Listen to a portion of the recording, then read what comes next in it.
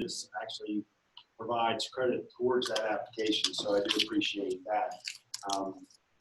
But anyway, so, and I know everybody's been, you know, for the past several months, you've been dealing with, you know, the restrictions from COVID and everything like that. And I know it's been a difficult time for, you know, for a lot of folks, whether it be for frontline workers or even for small businesses and a lot of folks in Marshall County. But, you know, one of the things I think that we're fortunate of is that we've been very lucky because we've, you know, I've seen personally where we've had a lot of, you know, support for our small businesses throughout the county and people trying to support them. So I think that's a good thing.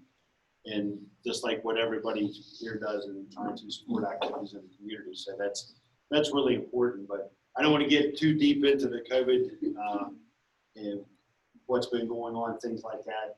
I know you've got Tom Cook that's going to be presenting, I believe Sharon said next month. And one thing I do have to say is that we're very fortunate to have the people at the health department that we do.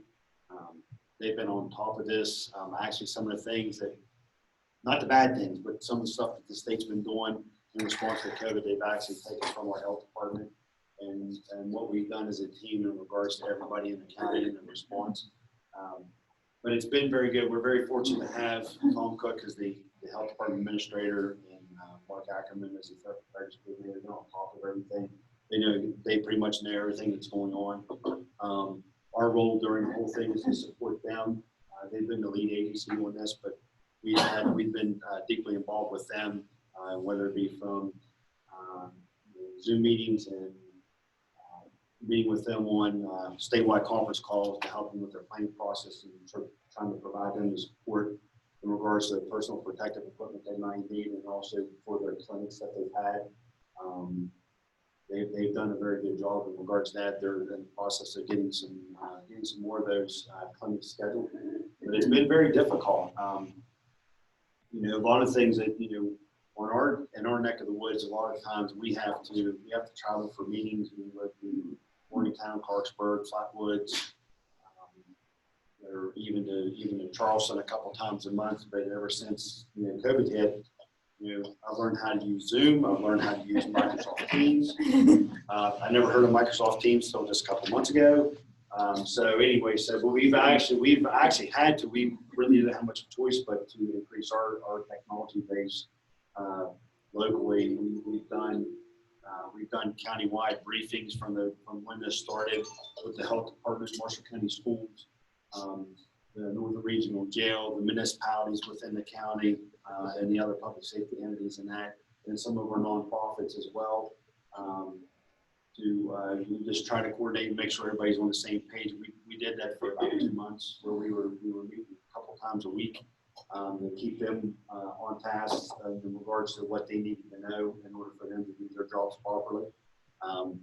You know, the first 2 months through March and April, or mid-March, I should say, through April and into May, we had statewide calls along with the health department where we were meeting with our county partners in different counties and also with our regional partners and also state agencies 5 to 6 times a day, where it was always kind of funny because you thought, you know, have to drive to Charleston you know, 2.5 hours of Charleston for a meeting that lasts 45 minutes and drive back was kind of nonsense. But then after getting into Zoom meetings and Microsoft Teams and doing everything virtually, and then meeting 5 to 6 times a day, anywhere from 8 o'clock in the morning till 8 o'clock at night, that actually got kind of crazy. But there was a lot of information change, and I do have to say, and I probably shouldn't say this, but if it wasn't for the work that's done on the local level, not just in Marshall County, but whether it be High County, Northern Panhandle, and across the state of West Virginia, what's done on the local level has actually helped us through this entire pandemic. Even like with meeting with folks at W. Reynolds, they've been supportive and involved with this from day one. But it's a lot of the response. You see the press conferences at the state level, and you see what this state agency, what that state agency has done. But if if you actually look at it, what's been done on the local level, doesn't, like I said, whether it's Marshall County or Kanawha County or Montague County, wherever, what's been done on the local level has actually helped push West Virginia forward and all of this, because where the tread hits the road, so to say, has been at the local level. And we're very fortunate with everybody that we've dealt with and worked with through this whole thing. So I won't, bore you with a lot of mumbo jumbo in regards to COVID and that, but go ahead and open the floor if anybody has any questions. Doesn't have to be COVID related. It can be towards any topic or any question that I might be able to answer, or refer you to someone that might be able to answer. Yes, sir. What was the last tornado that hit Marshall County? Would have been, the last confirmed tornado would have been April 11, 2002. Okay, and then my next question, Glendale, I think it was maybe a couple years before that. Remember, well, they said it was a microburst. They couldn't tell for sure if it was a confirmed tornado. Was that ever a confirmed tornado?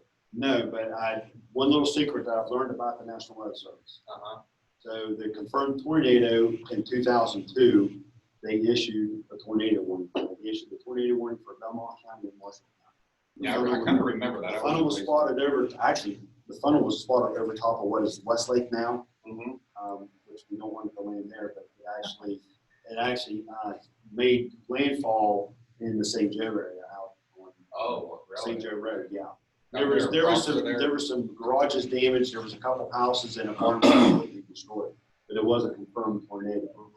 The one that happened in Glendale, actually, there was a severe thunderstorm warning,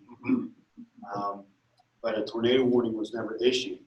So when the National Weather Service came in and did the survey, they considered it a microburst with updraft winds. And we later come to find out is that even if, since they didn't issue the tornado warning, most likely they're not going to determine it was tornado damage. Do you remember that, Sharon? I think it was like, they don't want. Whoops. We had the same Marshall and Cockaine's house. Yeah. Remember the bowling lanes were up and the sign fell down. Yeah, and there was damage all the way, I think, from coming back towards, I think, Old Marshall that way. Yeah, and there were like all kind of trees. There were several trees that were uprooted. Yeah. And we had the same thing that happened back in 2008. We had a severe thunderstorm warning that was issued down in southern Marshall County, down around the Lynn Camp and Adeline area. And there was actually, you could actually see the path where it came up over the hill and back down through. And then there was 2 barns that was destroyed, but they never issued a tornado warning. When they got down there, they said it was, straight line winds, which you can see the path where it came through, but it wasn't issued as a tornado. So officially, 2002 was the last time we had it. Now, I've done some research. I done some research like on other areas, what they do during tornado watches, tornado warnings. There's another term, and I actually looked this up when that one hit Dayton, Ohio. Obviously, it's out of our area, but it's a term called tornado emergency. Has Marshall County ever been issued a tornado emergency? Not since that's been put into place. We've had tornado warnings issued, but the tornado emergency, walk on wood, has not been. Means that's not been issued. Take cover now, and one's on the ground. Yeah, and one of the things too is that the mass notification system that we have in Marshall County, where you can go online and register, you can actually text and register for it. Actually, you can get you can actually go online and you can select what emergencies you want to receive. But like, for example, a tornado warning or tornado emergency would actually automatically ring to your, like, for example, to your cell phone. Oh, okay. Yeah, because they've had tornado. We actually had one not this past February before. We actually had a tornado warning that was issued for Marshall County, and it actually did touch down just across state line into in Green County. Yes, sir. This is complimentary. When I was pulling in the park, I saw you. It's a great looking deer. Thank you. It needs wash though. No, it really is. The color and the stripe and everything. That's a great. Yeah, we want to be seen. Are you also in charge of the addresses? No, that's actually through the 911 center. They actually have someone assigned to that, Steve Bailey. He's the mapping and addressing coordinator for the 911 center. But there's that, we're all in the same Are we done office. in Marshall County with all that? The majority of it, still like when there's for example, when there's say like a new well pad that comes in, that has to be addressed. They're also doing temporary addresses for like if they're putting in a pipeline right away or an access road. But like if there's say for example, if you live on a lane, private lane, and you're the only one that lived there, and then say like your brother or sister, your son or daughter decide to build on there, then that roadway would have to be named or renamed. Because if there's more than one resident on a lane, there has to be a road. Like if it's just a private lane, there's no name to it. But then someone else moves on there, then they have to name it, and then they have to put the actual addresses in. So along those lines, how long ago was it that the addresses changed? Several years, right? It's been ongoing for about, I think it's what, 2005, I think it's around they approved it in 2011. I think it started in 2013. Okay, so we live on, where you turn up Glen Haven Avenue in Gulf Creek. We're the first house out of town, so we've never technically been on Glen Haven Avenue. That was our address. As far as I knew. Now our address is 26 Old Gray Creek Road, which makes sense because we're on Old Gray Creek Road that starts at limits. But there's no sign that tells you you're on Old Gray Creek Road. We never had trouble with people having trouble finding us before, but we do now because they don't know they're on Old Gray Creek Road. What do we do to get a sign? You call down District 6 office, Department of Highways. They can put a sign up. Actually, you could actually call down and they can actually put a request in to have a sign. Mr. Bailey can actually call DOH and actually ask for a sign to be put up because that's happened before on different roadways. I mean, they don't do it for private lanes, right. But they do it for state highway. They basically have to be told that there needs to be a sign. Because I know there's now a sign that says entering Glendale. People don't know that they're leaving Glendale. I mean, and I've seen other ones where it'll have that. And nobody on my road really cares for me because nobody else has trouble people finding them. Yeah. And I mean, we put the big numbers on the mailbox and names on the mailbox. And that's been a problem in other places before because they don't feel that there's enough traffic to justify the sign. But like, lots of traffic. I have at least 2 Crocker houses.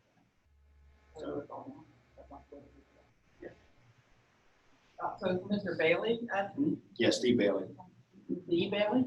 Yeah, Steve Bailey, and he can. I know Steve Bailey. Yeah, he can put a request in the DOH to have a sign put up. Okay. Because they had a lot of the change because like we couldn't have like in the same zip code you couldn't have the same road name and there was a lot of the same road names, so they had to put up new signs for a lot of these roads that were renamed. So. That's like our lane is more, it's a private lane, but we don't exist. I mean, we're not on any of the, when John's sister and brother-in-law's garage caught fire. We actually had to give the old road. We're like, hey, we're right beside Murphy's across from Fitzsimmons's because we are fortunate enough that most people between Limestone and Cameron fire departments know where we are. But Honeysuckle Lane does not come up. We are non-existent. I've had the newspaper. They absolutely refuse to deliver to me because there is no Honeysuckle Lane in their district. They've mailed me my check back because I don't exist. Yeah, I mean, I'm glad they give me my money back, but I'm like, yeah, if it's not in because if it's not in the system, then it could be. I'm like, listen, John's sister gets a paper and she's right here too. Did you guys ever receive your 901 address? Yeah, it's the 3. She's 150 Honeysuckle. We're 360. You know, we're the only 2 on there, but we have no, you know, as all this new younger generation comes in and all of you guys that know us personally, we don't exist. We're between that's one Middle Grave Creek and Irish Ridge. Yeah, that's, you know? that's like using Google or something along those lines. It'll take, if you get an address put in, because it has to go, because this post office has to approve it. And there's one person in that office that does all of western Pennsylvania, all of northern West Virginia, north central West Virginia. And it can take up to 2 years for them to approve that. Golly. Yeah, because we're, One person. you know, out there, that area, Bueller Station's just kind of non-existent. We're just this little spot, you know, but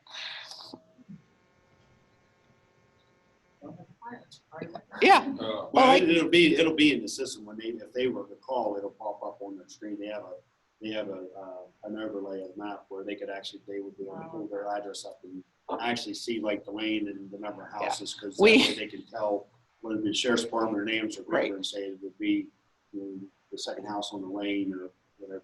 So. we still have to give the directions like the Bridges of Madison County lady. You go down 5 Mile to Old Smith's farm and take a left where the yellow dog lay. I mean, because it's like we don't exist, you know. Turn left at the barn that burned down 10 years ago. A lot of times I say, you know, the farm that like the barns get run through with tanker trucks or the house was hit. That's Oh, yeah, we're there. everybody knows We're that, there. yeah. That's us. Does anybody else have any questions? Well, if not, then I appreciate it greatly. Let me know anytime if we want to come waste 15, 20 minutes and never get back here. Thank you very much. Thank you. Does anybody else know anything? We need to discuss for the benefit of the club? I just have like a quick thing tomorrow from 11 to 1 and happens to be the Friday happening. There's no reason to do not to do or anything fly on the small kids not really be able to live. It's 11 to 1. 11 to 1. At Four Seasons. It's in the parking lot. Yes.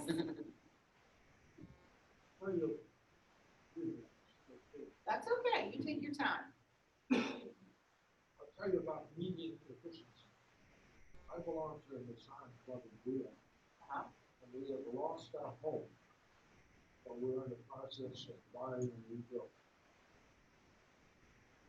We had a meeting on Monday, last Monday, down here, at the Knoxville Science Club, which is a great building. Meeting started at 6. We ended at